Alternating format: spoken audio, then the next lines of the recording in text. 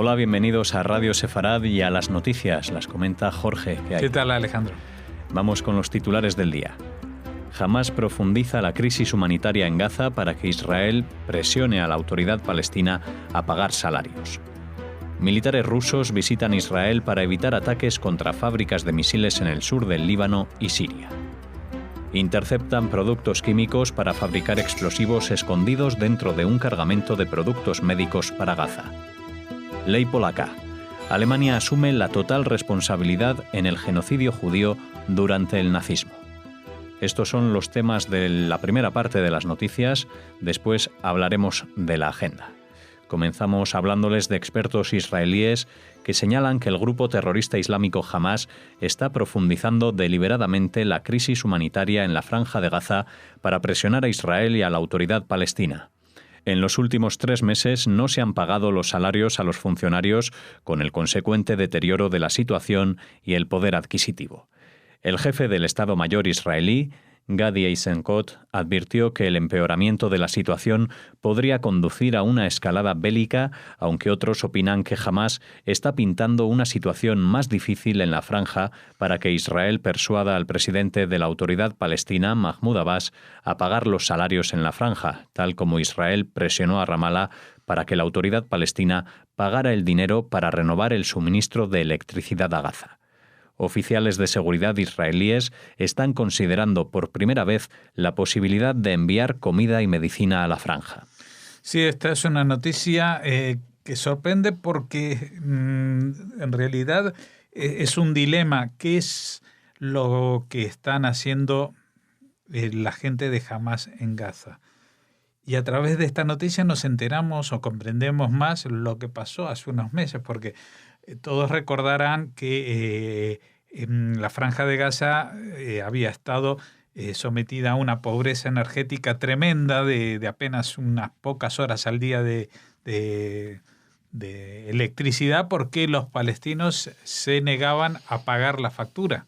Ellos, los de Gaza, trasladan el dinero a la autoridad palestina y la autoridad palestina tiene que hacer el pago a la compañía eléctrica, pero como últimamente no estaban pasando ese dinero a la autoridad palestina, los palestinos no quisieron pagar la factura eléctrica y por eso había estos cortes tan prolongados. Finalmente la cosa se reanudó y parecía, y aquí lo dijimos así, que esto tenía que ver con las negociaciones que tuvieron todas las partes en Egipto. Pero aquí lo que se menciona es que hace unos meses, pues Israel fue el que presionó a la autoridad palestina para que pagaran la factura de la electricidad a Gaza. Y no fue una iniciativa ni de la autoridad palestina ni de los egipcios, sino que fue un pedido israelí que seguramente se instrumentalizó a través de los egipcios que dijeron: bueno, vale, pero para seguir charlando, lo primero que tenéis que hacer es pagar la electricidad para que los de Gaza tengan electricidad, suministro eléctrico. ¿Y por qué Israel se preocupa tanto? No es una cuestión puramente humanitaria, que tendrá alguna parte de ello, sino que Israel lo que no quiere es que la situación en la Franja de Gaza se vuelva tan insoportable que la gente esté dispuesta a cualquier cosa, incluido a embarcarse en una guerra que está condenada al fracaso y que significaría para ellos muchos muertos, pero para Israel también una situación de condena internacional, etcétera, etcétera. Y eso es lo que trataba de evitar hace unos meses y ahora vuelve a plantearse una situación muy similar con el tema de los salarios, porque desde esas mismas negociaciones que tuvieron lugar en Egipto con las partes de los palestinos de Cisjordania y los de Hamás, con la mediación del presidente Abdel Fattah al-Sisi, pues resulta que de allí salió una especie de anuncio magnífico de gobierno de unidad nacional, pero no solamente que eso no se ha logrado, sino que los de la autoridad palestina ahora, en vez de cortar la electricidad, lo que cortan son los salarios, no les pagan, y con lo cual pues toda la gente que vive en la Franja de Gaza de ser funcionarios, y esos son la mayoría, pues no, hace 3 meses que no reciben su salario, con lo cual pues tampoco las tiendas se vende y toda la crisis se va ahondando todavía más. Por eso algunos expertos al principio pensaban que esto lo hacía Hamás para desatar una guerra, pero todos los analistas coinciden en que Hamás no está interesado en este momento en desatar una guerra, principalmente porque llevan absolutamente todas las de perder, porque los túneles del terror eran su principal baza como arma de ataque y han quedado totalmente neutralizados. Y también los cohetes, ya se ha visto en el último enfrentamiento en el 2014, que no tienen ninguna efectividad cuando existe un sistema antimisiles como el Cúpula de Hierro. Con lo cual, nuevamente, lo que algunos dicen que es una presión de la Franja de Gaza, que los de Hamás están profundizando la crisis humanitaria, puede ser que en realidad lo que estén presionando y forzando esta crisis humanitaria sea la propia autoridad palestina del presidente Mahmoud Abbas, que no paga los salarios para que los gazatíes entren en una situación de ruina económica, de desesperación, y se echen en manos o de la guerra contra Israel o de la desesperación en manos de Ramallah, bajando los brazos y cualquier tipo de reivindicación. Por ejemplo, en estas reuniones de reconciliación palestina, de lo que se hablaba es que Hamás quería conservar las armas, y lo que reivindicaba la autoridad palestina es que ellos, la autoridad palestina, el gobierno de la organización del partido que gobierna, pues iban a coger esas armas y con ellas armar a los policías y armar en todo caso un ejército propio, pero a las órdenes de Mahmoud Abbas y nunca de Hamás. Con lo cual, aquí, con la excusa de Israel, pues hay una guerra interna, una guerra civil interna de Palestina entre la Franja de Gaza y Cisjordania, entre los de Hamás y la autoridad palestina o la OLP que gobierna en Ramallah. Y todo esto utilizando la amenaza de los cortes de los suministros que controla Israel, hasta tal punto que por primera vez se está planteando que Israel, ante esta situación, como los palestinos no quieren dar su brazo a torcer y dejar entrar comida o pagarles los sueldos, pues Israel va a enviar comida propia y medicinas propias a la Franja de Gaza para que la cosa no llegue a un estallido social. La delegación de altos oficiales rusos que arribó de improviso el viernes a Israel estuvo trabajando para evitar un ataque israelí contra fábricas de misiles en el sur del Líbano y Siria, según señalan medios árabes. Durante un reciente encuentro en Moscú, el primer ministro Benjamin Netanyahu habría anunciado al presidente ruso Putin su intención de atacar las fábricas de armas iraníes junto a otros blancos de Hezbollah en Siria, a la luz del continuo despacho de armamentos hacia el grupo libanés chií.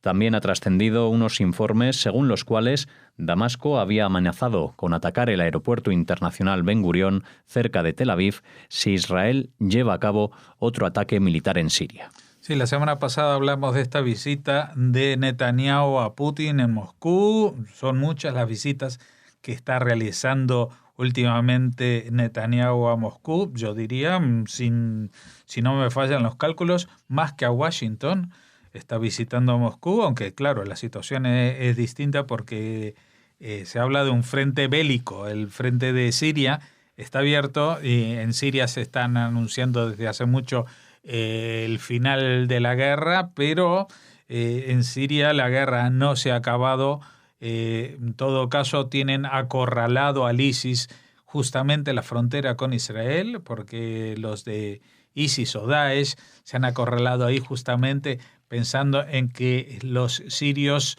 van a tener mucho cuidado de dispararles por si alguno de esos disparos cae en territorio israelí, y eso da la pauta o da permiso para que el ejército israelí intervenga contra el ejército sirio. Pero también sabemos que en el norte, pues lo que es la oposición supuestamente democrática al régimen presidencial sirio, que es uno de los grupos que están combatiendo, pues se ha unido a las fuerzas de Turquía para machacar a los kurdos que están interviniendo en esta guerra, cosa que nos complica todavía más el panorama. Y por supuesto, no solamente tenemos la presencia de Hezbollah desde el Líbano, sino también la intervención de la aviación rusa y, por supuesto, detrás de todo eso, Irán, cuya intención es quedarse como gestor del ejército sirio después de la debacle del Estado. Y para ello ya tienen instalados en el territorio sirio a 20.000 soldados iraníes. Lo que para Israel es una situación totalmente inaceptable, porque Irán, el régimen de Irán no son los iraníes de por sí, sino el régimen que gobierna Irán desde hace 30 años o más, pues ha declarado en reiteradas ocasiones que su objetivo es eliminar del mapa a Israel. Y si bien la amenaza se cierne mediante misiles balísticos en una distancia de más de 1.000 kilómetros que separa a los dos países, si tienen al ejército instalado en la misma frontera de Israel, pues la amenaza es mucho más real, más cercana y mucho más peligrosa. Con lo cual, Israel le ha explicado a Putin, se ve obligado a defenderse y a tomar sus decisiones a pesar del acercamiento que pueda tener con el régimen de Moscú, pero que ante la más mínima amenaza o que vea que hay un trasvase de armas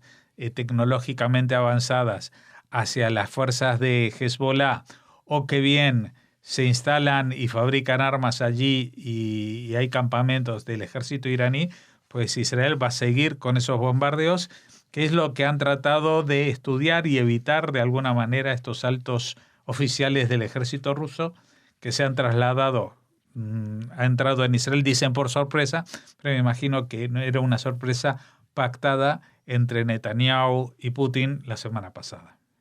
Las autoridades del cruce fronterizo entre Israel y la Franja de Gaza interceptaron cajas repletas de productos químicos usados para la fabricación de explosivos escondidos dentro de un cargamento de productos médicos. No se ha especificado el tipo de sustancias químicas incautadas, pero sí que se trata de un componente esencial para la preparación de cargas explosivas y en la industria de cohetes de alta trayectoria. Israel permite el ingreso de productos para uso civil en la franja, pero mantiene un control estricto sobre la importación de materiales de doble uso, civil y militar. Por ejemplo, fertilizantes químicos que no están necesariamente prohibidos, pero que requieren un permiso especial para asegurar que su uso sea únicamente para propósitos pacíficos. Sí, esto venía disimulado, este cargamento, entre productos médicos, pero Israel ha desarrollado también un sistema que delata la presencia de este tipo de productos químicos, aunque no se ha especificado, pues podría ser, por ejemplo, algún derivado de la acetona que participa en la fabricación de explosivos muy poderosos, como estos explosivos que manejaban los terroristas de Barcelona en el chalet que explotó el día antes de los atentados en Barcelona y Cambrils. Por lo tanto, no estamos hablando de productos químicos, de productos médicos, de pastillas, de antibióticos o ni siquiera de alcohol o agua oxigenada. Estamos hablando de algo que con la excusa de que venía igual en un frasco de agua oxigenada, pero lo que había dentro no era ese producto, sino era uno que se utiliza para la fabricación de explosivos. Esto ha sido detenido en este famoso paso fronterizo que es el de Kerem Shalom, que está en la triple frontera entre Israel, la Franja de Gaza y Egipto, donde muy recientemente se descubrió y se bombardeó una boca de túnel, de estos túneles de ataque, y que cuya intención, en este caso, al estar disimulado y falsificado el etiquetado de los productos aparentemente médicos, denota toda la intencionalidad de seguir fabricando explosivos, de seguir intentando armarse y atacar a Israel mediante métodos terroristas. El ministro alemán de Asuntos Exteriores, Sigmar Gabriel, intervino este fin de semana en la polémica suscitada por la ley polaca que penaliza acusar a Polonia de complicidad en el Holocausto y garantizó al país vecino que Alemania asume la total responsabilidad en el genocidio judío durante el nazismo. Fue nuestro país quien ejecutó ese asesinato en masa organizado y nadie más. Que hubiera colaboradores individuales no cambia en nada eso, manifestó. Polonia puede estar segura de que cualquier tipo de falsificación de la historia, como el término campos de concentración polacos, encontrará ante nosotros un claro rechazo y será duramente condenado, aseguró Gabriel. Gabriel se mostró convencido de que la transmisión y el estudio de la memoria y de la historia puede llevar a la reconciliación y subrayó que ello exige también que las víctimas del Holocausto puedan hablar sin restricciones del sufrimiento padecido, algo que Israel cree que puede impedir la nueva ley polaca al difuminar la complicidad, directa o indirecta, de sectores de la sociedad polaca en los crímenes contra los judíos. Sí, bueno, entiendo de que los alemanes asuman la responsabilidad de lo que fue el nazismo e incluso de los campos de exterminio, que eran, evidentemente, no se habla de eso. La ley polaca, el problema no es que en algún periódico digan campos de exterminio polacos, porque eso se puede hacer, combatir de muchas maneras distintas que no con una ley que enfrente a ese país con Israel, que enfrente a ese país con los sobrevivientes y que enfrente a ese país con la comunidad judía en general y con el mundo en general, porque lo que no se puede hacer es que, y no se puede negar, es que más allá de que el campo de concentración lo construían y lo instalaban los nazis, en ellos trabajaban muchos polacos de forma voluntaria. Lo vamos a decir, lo vamos a repetir, porque esto no es que hubo uno o dos casos. Hay campos de concentración. Por ejemplo, hoy leí un artículo de Yair Lapid, que es el presidente o el director de uno de los partidos importantes en Israel, de Yesh Atid, y que él recordaba en un viaje que hizo con estudiantes a uno de estos campos de concentración, y él les decía, bueno, aquí había 40 nazis, que eran los guardias, los encargados y los jefes, pero todo el resto de la maquinaria de asesinato en masa eran ucranianos o polacos. Eran ucranianos o polacos y no trabajaban en eso porque estaban obligados, sino porque querían trabajar en eso, colaborar en eso. Evidentemente no eran ni todos los ucranianos ni todos los polacos, pero no se puede seguir negando las evidencias, que tanto esos casos como otros del famoso crimen, la masacre de Jedwabne, en el cual pues polacos que no eran nazis, antes de que llegaran los nazis, ya habían invadido el país, pero antes de que llegaran a esa localidad, los vecinos polacos de la zona encerraron a todos los judíos de la región en un establo y le prendieron fuego. Y eso se sabe porque ha sobrevivido alguno para contarlo. Pero ellos lo hicieron sin que los nazis se lo obligaran a hacer y sin que ni siquiera estuviera en el plan de los nazis. No habían llegado los nazis y ellos de propia iniciativa lo hicieron. Así que hay muchos elementos de la historia polaca que están en las tinieblas y esta ley no los va a sacar a luz. Es más, va a condenar a quien pretenda estudiarlos, a quien pretenda investigarlos, y esto no se puede admitir. No es lícito en este mundo no solamente negar la Shoah, sino tratar, como en este caso, de ocultar y enterrar los vestigios no solamente de la participación nazi, sino también de los colaboradores. El nazismo no hubiera podido eliminar a 6 millones de judíos por sí solo, si no hubiera contado con la colaboración de muchas personas en muchos países. Y no hablo solamente en Ucrania y en Polonia, que fueron los que fueron capos de los campos de concentración. También tenemos que revisar el papel que tuvieron en ello potencias extranjeras, incluso enemigas de los nazis, pero que ante los informes que les llegaban contando exactamente lo que estaba pasando en los campos de concentración, no le dedicaron la más mínima atención y no bombardearon siquiera una sola línea ferroviaria de las que conducían a las futuras víctimas, a los futuros asesinados hacia los campos de exterminio. Así cerramos esta primera parte de las noticias para volver ahora tras la pausa con la agenda cultural.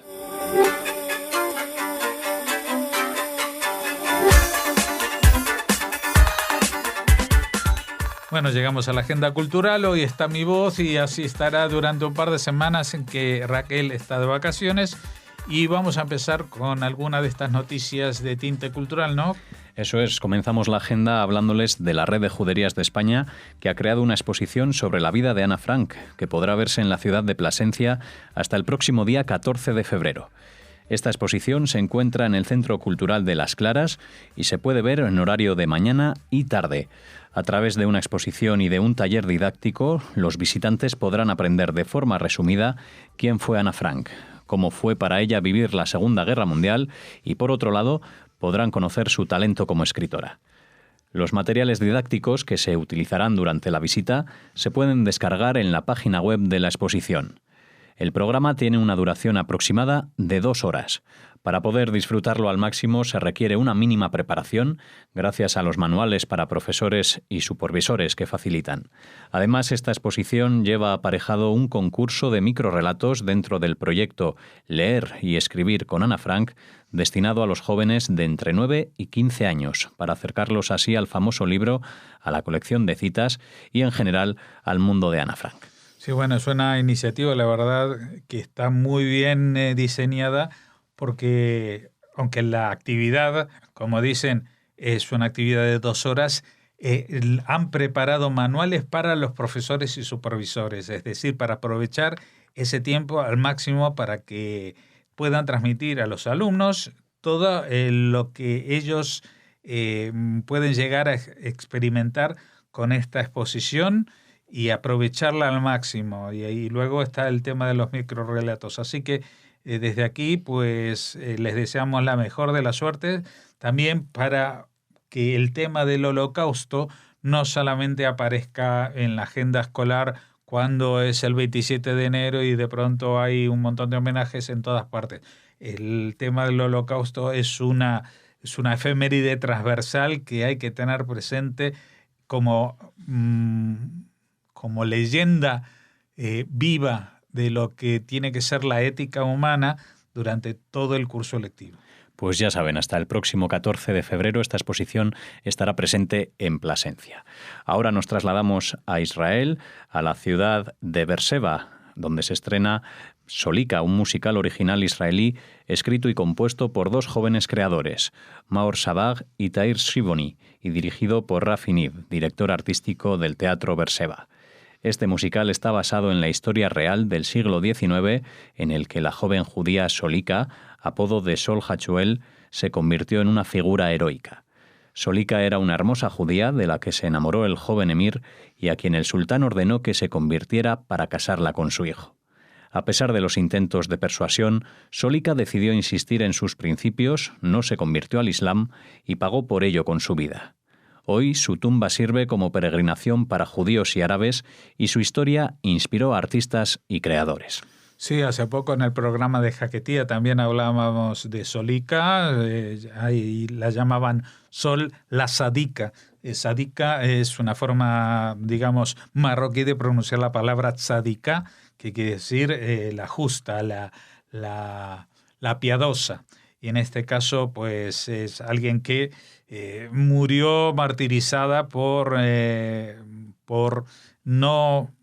cambiar de fe, que la querían obligar porque, pues, lo que decíamos, que el príncipe se había encaprichado de ella y ella no estaba dispuesta a cambiar de religión para convertirse en princesa. Y a pesar de las veleidades y los provechos que podía sacar de estar en esa situación de poder. Pues esta historia, que no es una leyenda porque es una historia real, pues ahora, en estos días se está llevando a la escena con bastante éxito en este musical que ha empezado su andadura en la ciudad de Beerseba. Y ahora, para cerrar la agenda, les invitamos a una conferencia que tendrá lugar en Madrid este próximo miércoles 7 de febrero a las 7 de la tarde en el Centro Sefarad Israel, ya saben, en la calle Mayor, número 69. El título de la conferencia es Procesos de fe relacionados con judaizantes, a cargo de Ignacio Panizo, que es archivero de la sección de Inquisición del Archivo Histórico Nacional. El acceso es gratuito hasta completar el aforo. Bueno, ya saben, de la Inquisición seguramente habrán oído hablar de los procesos contra judaizantes, pero seguramente este señor, que es archivero de la sección de Inquisición del Archivo Histórico Nacional, es el que más sabe de lo que se hizo o no se hizo en esa época durante la Inquisición con los judaizantes. Así que no solamente es una gran oportunidad para oír lo que nos viene a contar, sino también para preguntar las dudas o inquietudes que uno tenga sobre ese tema tan oscuro de la historia española que tanto ha afectado históricamente a la relación con los judíos, que fue la Inquisición. Pues con la invitación a esta conferencia terminamos las noticias de hoy y nos despedimos hasta mañana. Hasta mañana.